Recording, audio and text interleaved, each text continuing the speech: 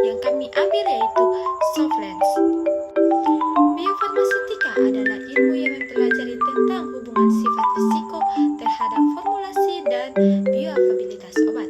Bioafabilitas menyatakan kecepatan dan jumlah zat aktif yang masuk dalam tempat tujuan. Mata merupakan indera manusia yang sangat penting. Mata memiliki komponen yang berperan pada proses penglihatan, sehingga apabila terjadi masalah pada penglihatan maka akan mengganggu aktivitas manusia. Baik, selanjutnya saya ingin menjelaskan mengenai bagian-bagian dari mata, di mana bola mata ini terdiri dari 3 lapisan, yaitu tunika fibrosa, tunika vasculosa, dan tunika nervosa atau retina. Di mana pada penjelasan kali ini saya ingin menjelaskan mengenai tunika fibrosa dan tunika nervosa. Nah, yang pertama yaitu tunika fibrosa, di mana tunika fibrosa ini merupakan lapisan terluar bola mata terdiri dari kornea di bagian anterior dan sklera di bagian posterior. Nah, kornea itu apa sih? Jadi, kornea merupakan struktur avaskular yang bening menutupi iris dan berbentuk lengkung yang membantu memfokuskan cahaya. Permukaan luarnya dilapisi oleh epitel berlapis gepeng dengan permukaan rata yang berkesinambungan dengan epitel konjungtiva bulbi. Kornea ini sangat kaya dengan persarafan dan berperan dalam penyerapan obat. Kornea mata memiliki 5 lapisan, yaitu yang pertama adalah lapisan epitel, lapisan Bowman, lapisan stroma, membran descendent, dan endotel. Lapisan pertama epitel adalah lapisan sel yang menutupi kornea. Ia menyerap nutrisi dan oksigen dari air mata dan menyampaikan ke seluruh kornea. Selanjutnya adalah sklera atau bagian putih mata, merupakan lapisan jaringan ikat padat yang menutupi seluruh permukaan bola mata kecuali kornea. Sklera memberikan bentuk bola mata, menjadikannya kaku dan melindungi dalam mata. Selanjutnya, saya ingin menjelaskan mengenai tunika nervosa atau retina, di mana tunika nervosa atau retina ini merupakan lapisan bola mata yang paling dalam yang berperan penting dalam penglihatan. Jadi, ketika kita dapat melihat sesuatu, maka bagian mata yang berperan dalam hal itu adalah retina. Jadi, retina ini melapisi 3/4 posterior bola mata dan merupakan awal jalur penglihatan. Retina atau yang sering disebut dengan selaput jala merupakan bagian mata yang mengandung reseptor yang menerima rangsangan cahaya. Retina terdiri dari epitel pigmen bagian non-visual dan bagian neural atau bagian visual. Epitel pigmen merupakan selapis sel epitel yang mengandung pigmen melanin terletak di antara koroid dan bagian neural retina. Nah, kira-kira teman-teman sering bertanya tidak bagaimana sih bayangan itu dapat kita lihat dengan jelas?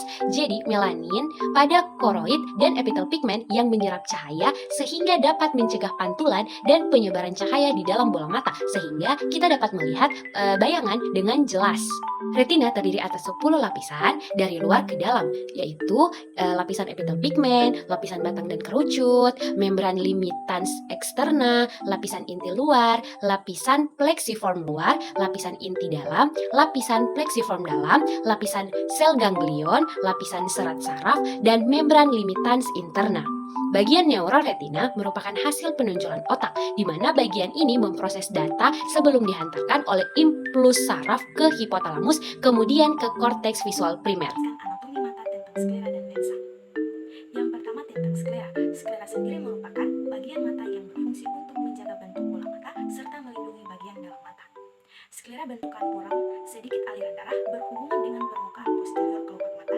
Daerah yang ditutupi sklera membentuk konjungtiva atau biasa lokasi untuk penulisan sediaan seperti salib mata. Yang kedua tentang lensa.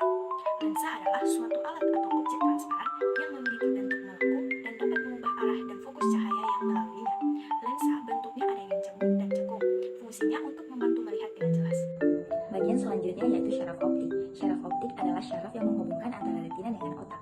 Syaraf ini berfungsi untuk mengirimkan sinyal-sinyal visual dari retina ke otak, dan informasi tersebut akan diolah untuk membantu gambar yang kita lihat. Selanjutnya, humor mata. Humor mata merupakan cairan yang ada di dalam bola mata. Ada 2 jenis humor mata, yaitu humor mata anterior dan humor mata posterior. Humor mata ini berfungsi untuk menjaga tekanan bola mata dan menyediakan nutrisi untuk disalurkan ke struktur-struktur di dalamnya. Selanjutnya, yaitu ada iris dan pupil. Iris adalah membran berbentuk cincin yang mengelilingi sebuah bulatan kecil berwarna gelap di dalamnya.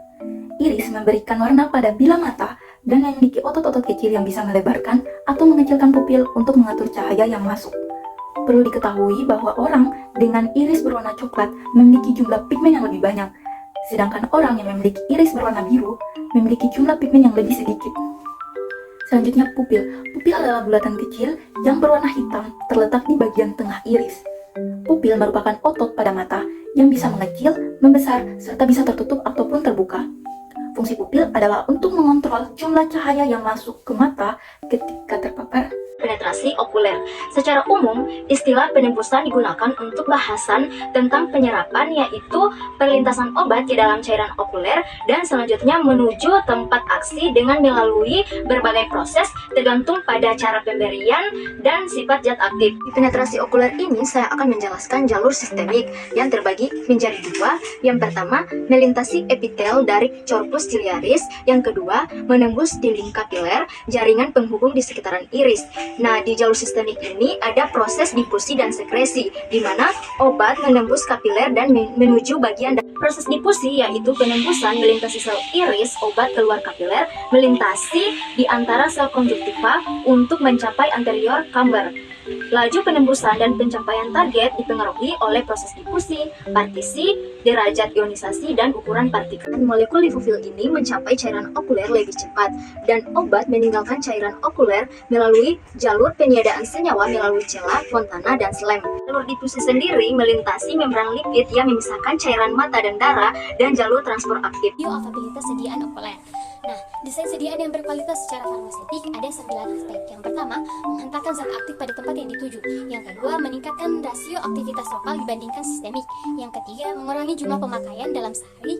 Yang keempat, mudah digunakan atau dapat digunakan secara mandiri. Yang kelima, tidak menimbulkan reaksi penolakan dari tubuh atau tidak dapat menimbulkan rasa sakit. Yang keenam, dapat disimpan tanpa memerlukan kondisi yang khusus. Yang ketujuh, zat aktif yang kompatibel dengan pengawet pada jumlah yang sesuai. Yang kedelapan, proses sterilisasinya terjamin. Yang terakhir, terlindungi hak paten dari mulai proses produksi hingga pengembangan atau sehingga sediaan itu dikeluarkan.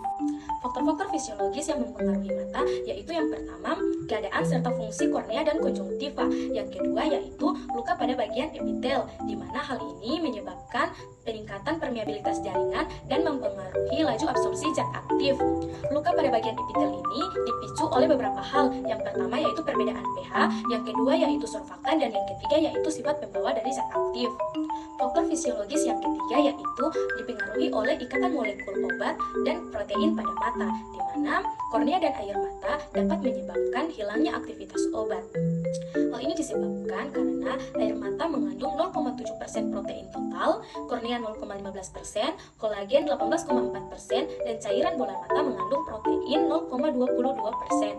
Faktor fisikokimia yang mempengaruhi proses biofarmasi sediaan mata. Yang pertama ada koefisien partisi, di mana senyawa dengan koefisien partisi rendah akan sulit menembus membran sehingga bioavailabilitasnya rendah. Yang kedua, kelarutan, di mana banyaknya materi atau obat yang dapat berlarut dalam suatu solvent pada keseimbangan. Yang ketiga, konsenta ionisasi, yaitu parameter absorpsi obat yang diperlukan untuk penelitian salinitas dan solubilitas obat. Apa itu solvent? Menurut World 2016, solvent atau lensa kontak merupakan suatu benda yang diletakkan di permukaan kornea, di mana dapat melekat dengan baik karena adanya terpilar yang dapat menutupi permukaan kornea dan tekanan dari palpebra. Nah, solvent atau lensa kontak merupakan suatu alat medik yang digunakan untuk koreksi kelainan refraksi atau ametropia seperti miopia, hipermetropia, astigmatisme, dan presbyopa, yaitu penurunan secara gradual kemampuan melihat dekat yang dapat berhubungan dengan faktor usia dan akomodasi. Cara menggunakan solvent: pertama, cuci tangan terlebih dahulu. Kedua, cuci solvent menggunakan cairan khusus untuk solvent.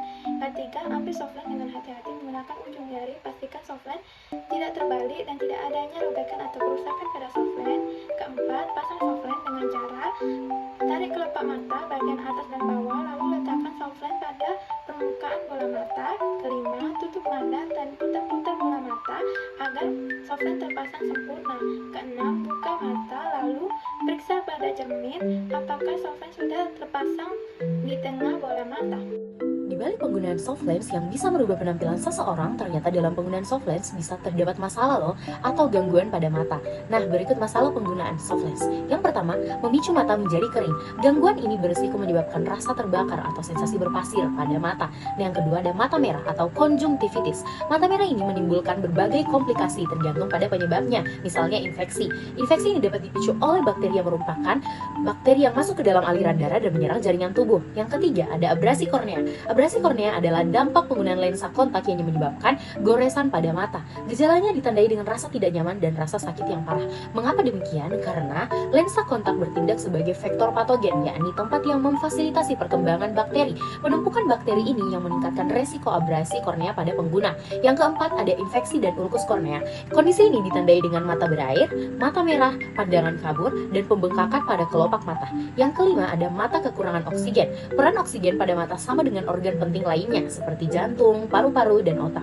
Namun, kandungan pada mata itu akan menurun akibat kebersihan lensa kontak yang tidak terjaga dengan baik. Yang keenam, ada ptosis. Ptosis adalah gangguan yang membuat kelopak mata tampak turun dan terlihat seperti orang mengantuk.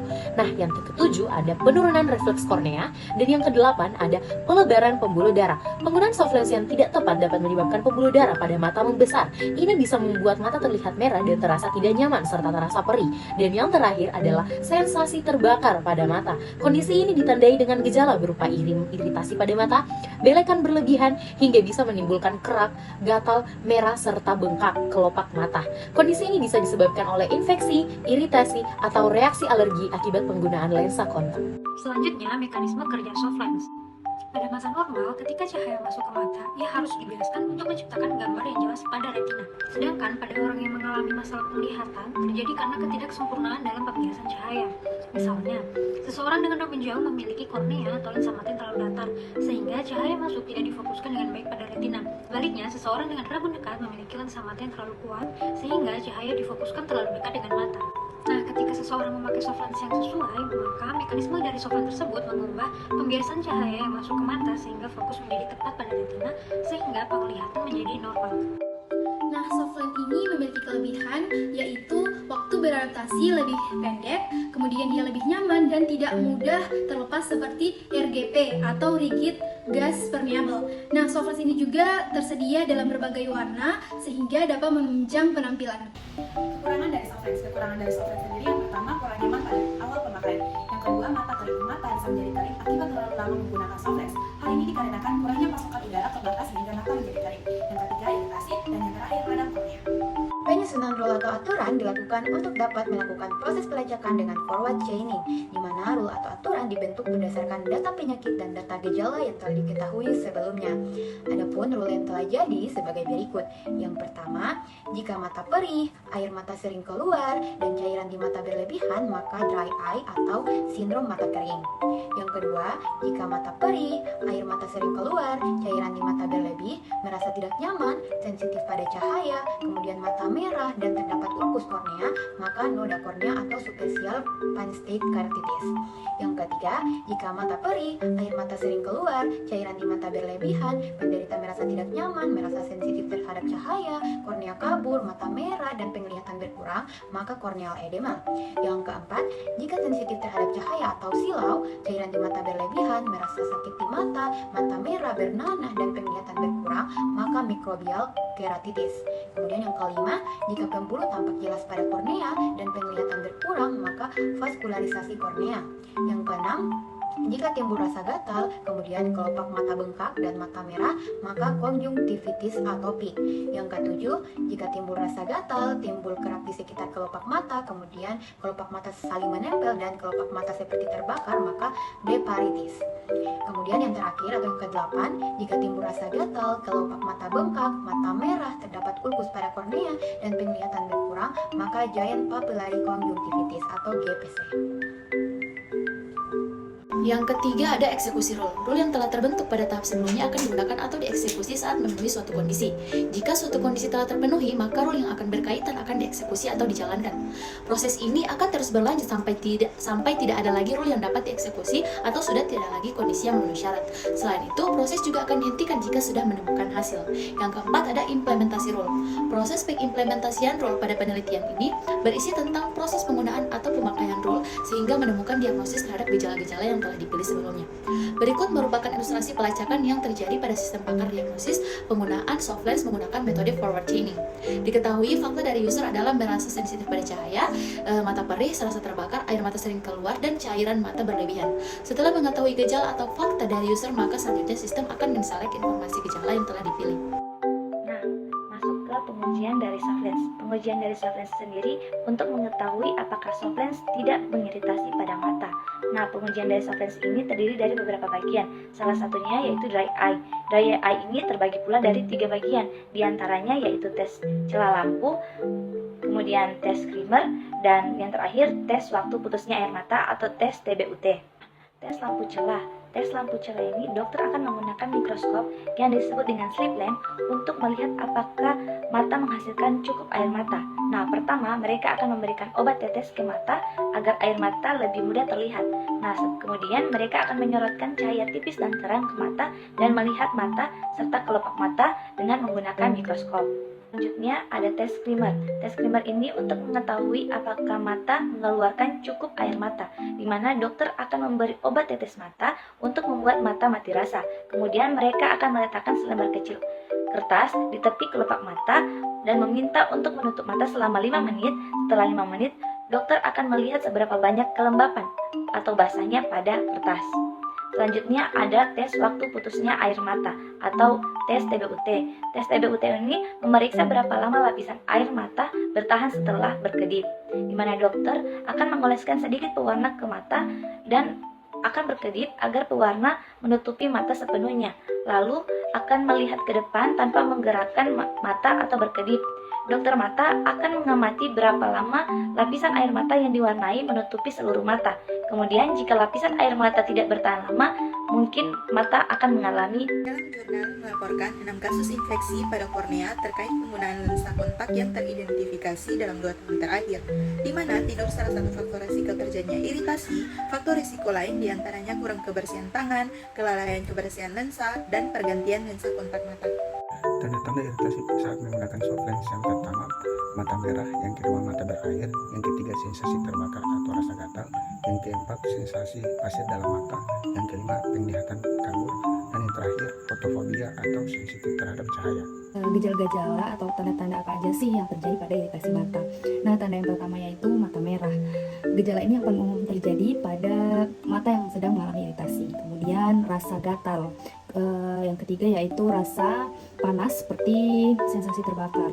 Kemudian mata mengeluarkan banyak cairan air mata, dan juga adanya sekresi atau mata mengeluarkan nanah. Nah, ini juga tanda yang paling krusial ya saat mata terjadi iritasi. Selanjutnya yaitu sensitivitas terhadap cahaya atau fotofobia. Kemudian juga mata terasa kering.